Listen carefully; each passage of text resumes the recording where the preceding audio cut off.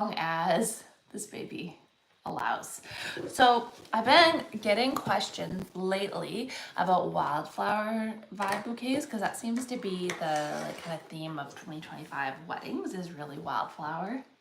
And something I got asked at a consult yesterday was kind of the difference between like a really like wildflower bouquet, like kind of fresh picked in the mountains versus like a country cottage wildflower bouquet, like a little bit more elevated, like Victorian cottage vibe.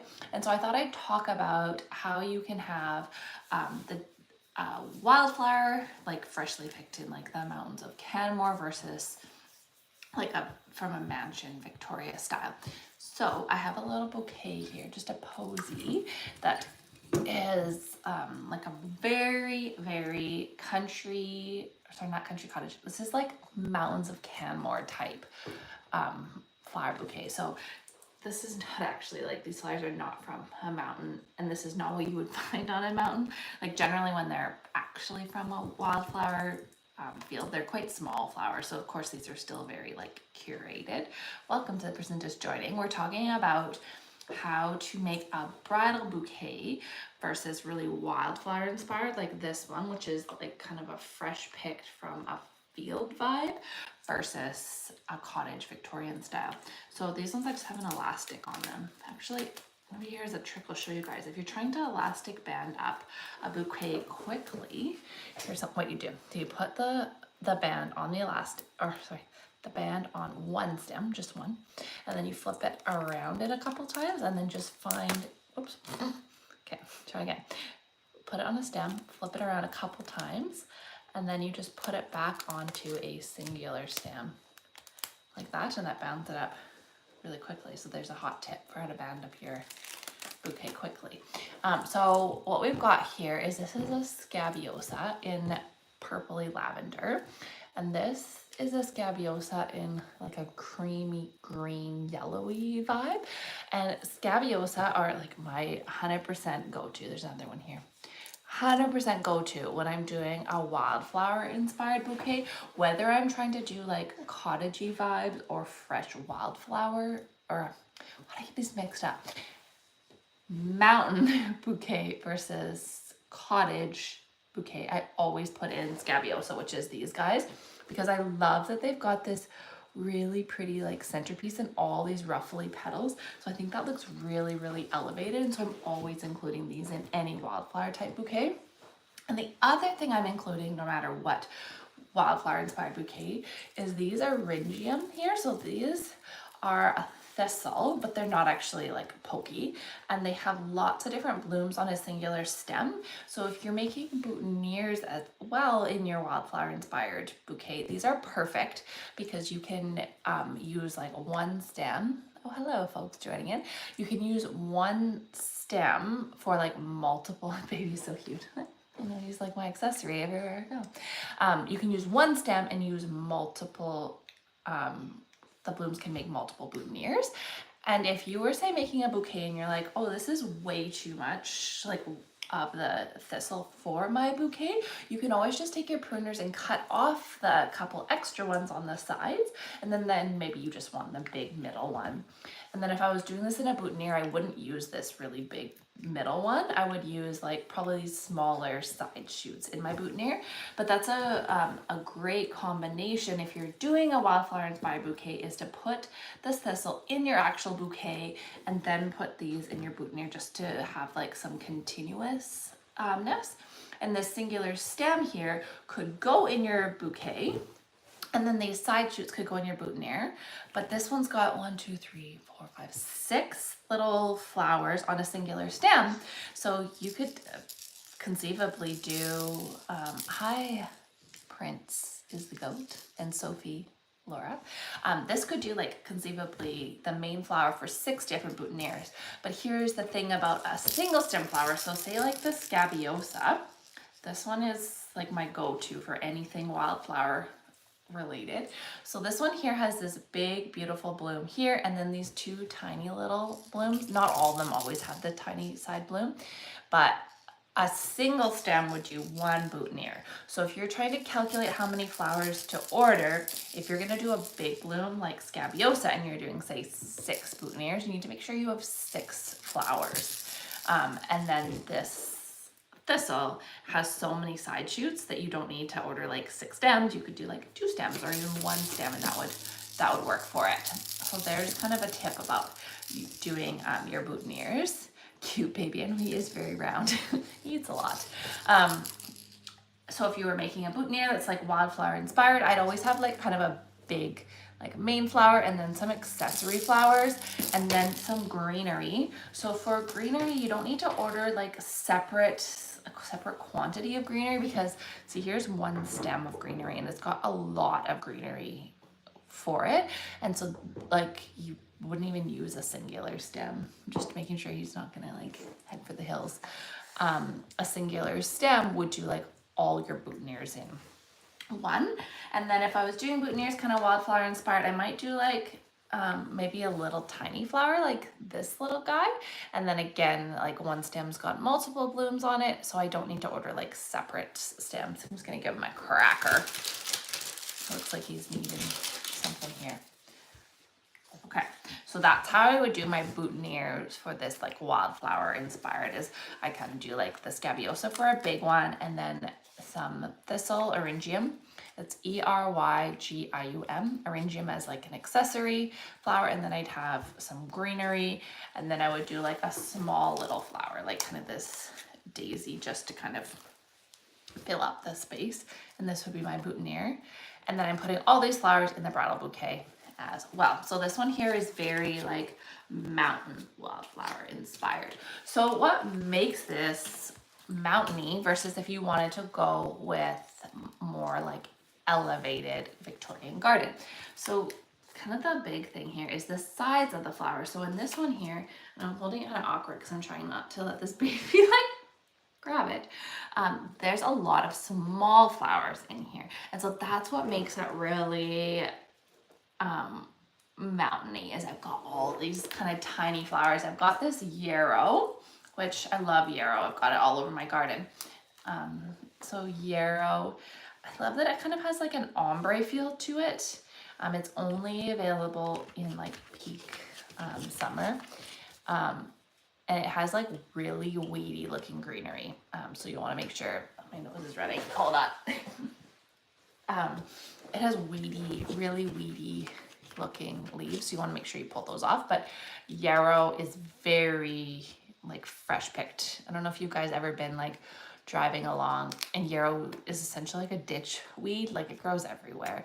And then obviously you can grow it in your garden in a more like controlled fashion, but it's very much like a ditch weed, or you find it all over fields and mountains and whatever. So yarrow is for sure like a flower to include if you're trying to go really like wildflower from a field. Let's see if I can find an example here. So if you're putting it in your boutonnieres, this is pretty big to put in your boutonniere size-wise, but you could always pull off the side shoots to get to a size that better suits your boutonniere. Okay, now where was I? Oh, so the difference between if you're like a mountain vibe versus curated. So all these flowers are really small. And so that gives it like, I found this in a field while I was going for a hike vibe. But if you wanted it to be more elevated, what you need to do is put bigger flowers in it. So flowers I would use if I was trying to do that, I would put in ranunculus for sure. Ranunculus can have a really curvy head, so make sure that you have wire to wire it. And I've got videos on how to do that if you guys would like chill around my channel, but you essentially just put a wire up through it, because ranunculus has a hollow stem and you need like a decent gauge wire, because if it's too thin of a wire, it doesn't actually like wire it. So you would need, I would do ranunculus for sure. If you're just buying it locally, like ranunculus is an early spring flower, like it's available kind of around like Mother's Day in Canada. So we actually import our ranunculus from South America, and that way we can have it year round. But ranunculus is a really great one. Garden roses for sure are a good one to use. People sometimes ask for peonies. but peonies have a super short season. I live on Vancouver Island, and so peonies were done, like I was gonna say 2 weeks ago, but in Alberta, they're actually just starting because Alberta is a couple weeks behind. But the peony season is really only like 3 weeks long, and peonies are so finicky. Like if they decide that they want to bloom, they'll just like blow out, and they're like fully bloomed. And then once they're fully bloomed, they're kind of like, once they're fully bloomed, they don't last very long in a vase, and so we don't even sell them just because they're so finicky, and their season is, like I said, so short, like 3 weeks here, and they bloom at all different times, so we don't have peonies.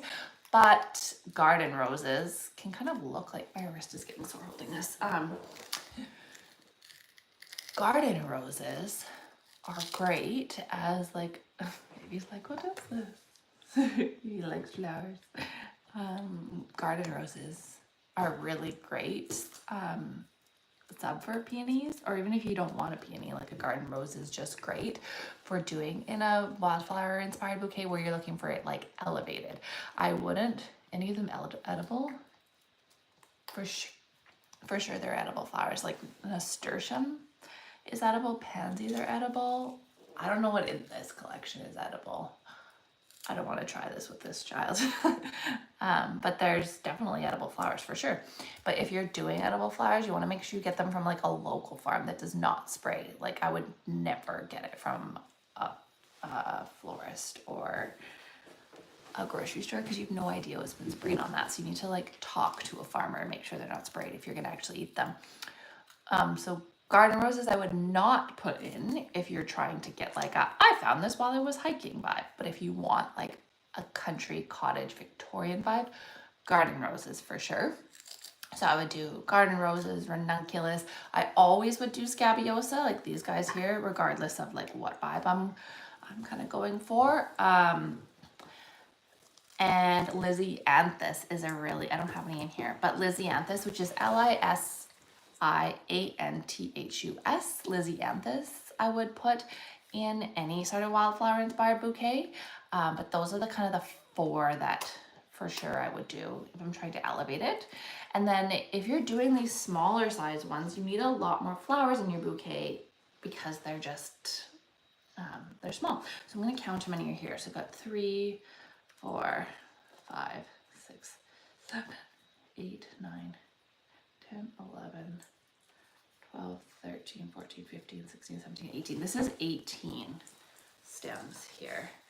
You guys see, I'm just kind of holding them loosely. So there's 18 stems in here. Can open blooms be paired with buds in the same bunch? Yeah, for sure. That gives it a really, really wildflower inspired bouquet.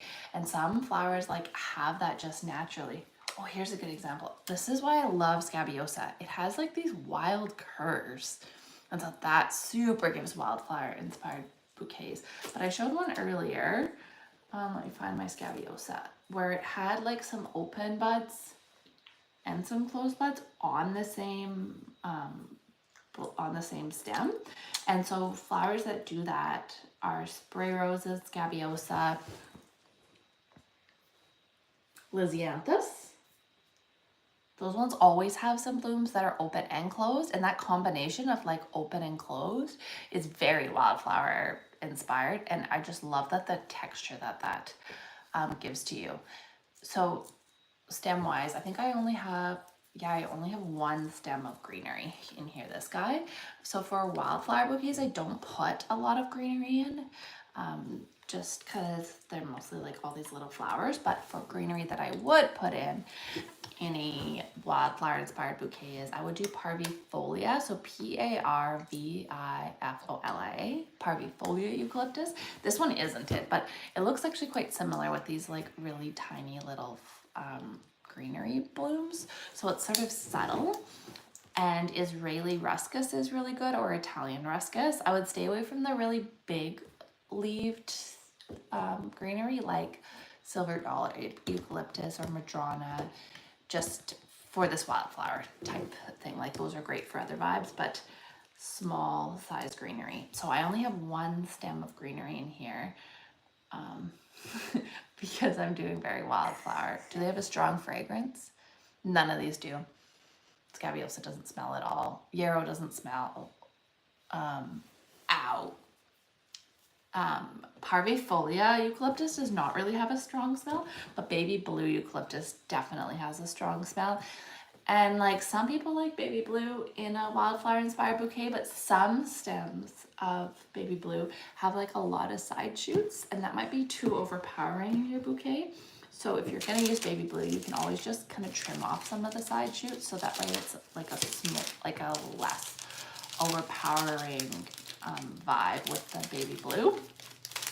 Okay, so this is 18 stems, but a lot of these are really small, and so that's why you kind of need so many stems.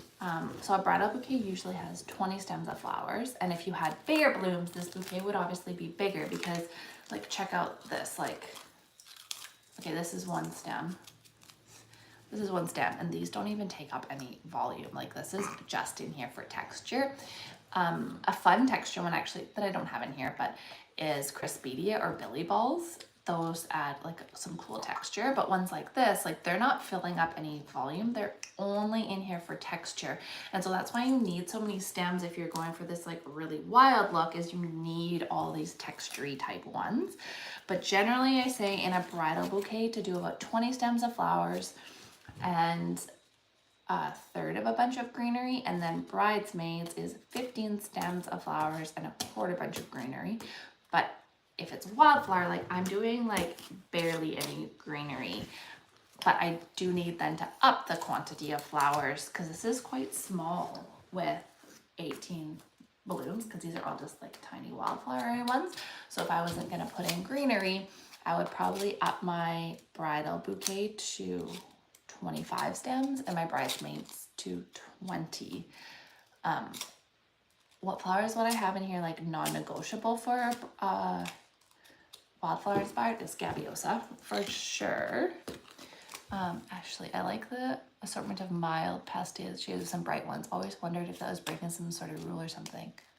No, like this is 100% what I love for wildflower is like pastel-y, like this yarrow is really ombre, and then this is like a hot yellow yarrow. And I love this bouquet vibe because I love the pastel ones with like the really like hot pops of yellow, and then I'm obsessed with texture. So like this eryngium, this bouquet isn't like arranged right now, I'm just holding it loosely in my hand, but I absolutely love the texture of the eryngium. And then like I don't even know what this weird thing is here, like a textury thing here, but oh, look at this one. I also don't know what this one is, but look at that. Like again, this doesn't fill up volume in your bouquet, it's just for texture. So that's why I have 18 stems in here, and it's still not very big, is because a lot of these aren't adding volume, they're just like cool pops of texture. So non-negotiable things that I would put in my wildflower bouquet is the scabiosa for sure. I would also always do, well not always, but sure always, lisianthus. I can't think of the ones I always do. Scabiosa, lisianthus. There's another one that I always do. I talked about it earlier in this video, now my mind is blanking. Anyways, very little greenery, parvifolia or Israeli. Okay, so this has been out for a little bit.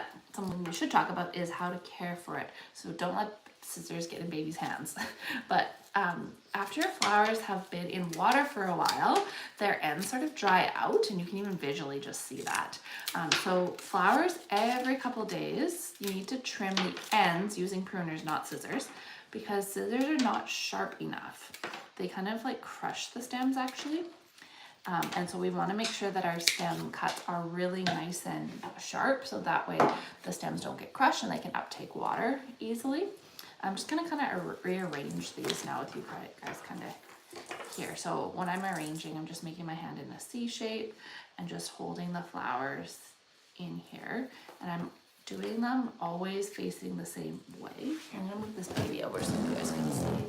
So this is called like the spiral technique. And so I'm doing it at a 45-degree angle, and then just giving it a little bit of a turn. and I'm adding in flowers at different heights. So this one is a pink yarrow and another pink yarrow, so I don't want to add those two next to each other. Different sizes and shapes are for sure what you need in your bouquet. So I've got some tiny little ones like this, and then I've got the bigger ones like the scabiosa. And I'm adding in different heights. So that's what makes things look really elevated, is when you have a variety of sizes and shapes. If everything is all big or everything is all little, like you don't really get an elevated look. So this one here, I don't think I'm going to right now, but there's a lot of thistle on here. So an option could be to cut some of those side shoots off and then use them in your boutonnieres, or use them in like a little miniature bouquet. But if ever a flower like is too powerful for you, you can always trim them off, because that's the whole idea of like being a florist, is you get to do your own design. Oh, somebody was asking, I think it was Ashley, about open and close. So this one is like a cosmos type variety. These ones here are falling off, so I'm going to cut them off. But they have the cutest little texture, like the bud that's not quite open. So now these are too short to put in this bouquet, but I can put them in a boutonniere or something. Whoop, this is my baby. But I wouldn't cut off all these side stuff because I really like the look of it in a wildflower type bouquet. I was talking about how yarrow has a really weedy greenery, so I'm just going to cut that off because I really don't like that greenery. And anyways, when we're arranging, like, we want the flowers to concentrate on keeping the blooms nice and good looking and not keeping the greenery nice in most cases. And so I'm just cutting off that. Oh my god, look at this scabiosa. It's got the cutest texture. I'm cutting off the greenery so there's less that the flower has to keep alive, because after all, once you cut it, they're just like a slow state of dying. I only have one piece of greenery here because it's very wildflower inspired, so I'm just gonna loosen my hand a little bit and kind of thread this in through the middle, because I want like I'm getting claps. I'm getting claps from the baby. I'm just gonna thread it kind of through in the middle, and then taking a look at it here to see, like, did any of the flowers kind of get buried? So this one here you can't really see anymore, so I'm just gonna give it a little pull up, and it's got these super cute little textures here. I put my yarrows next to each other. I wasn't paying attention. I don't want that much yarrow, so I'm gonna just stick this kind of in a new spot, and then I just kind of look and see, like, is anything hidden, and just kind of pull it. You have to be really careful, obviously, so you don't break the stems. And then now that I put this greenery kind of plopped in the middle, I'm kind of missing flowers in the middle, so let's pull a yarrow out and stick that in the middle. So you don't want to play with this too much, or you have the possibility to like break stems. So if you're really like, oh, I messed this totally up, it's better to restart rather than like try to fiddle around with it in your hand too much and like break stuff. I think that looks super pretty now. There you go. Anyways, that warp stem is perfectly placed. Oh, thank you. So I think it's probably time for this baby to go for a nap. He's so happy. Look at him just staring at me. I think I'm gonna go put him down to nap, but hopefully you guys liked learning about how to make a wildflower inspired bouquet and what I put in them. And if there's anything you want me to show next time I'm live, let me know and I can do another live about it. But anyways, thanks for watching, everybody. Have a great day.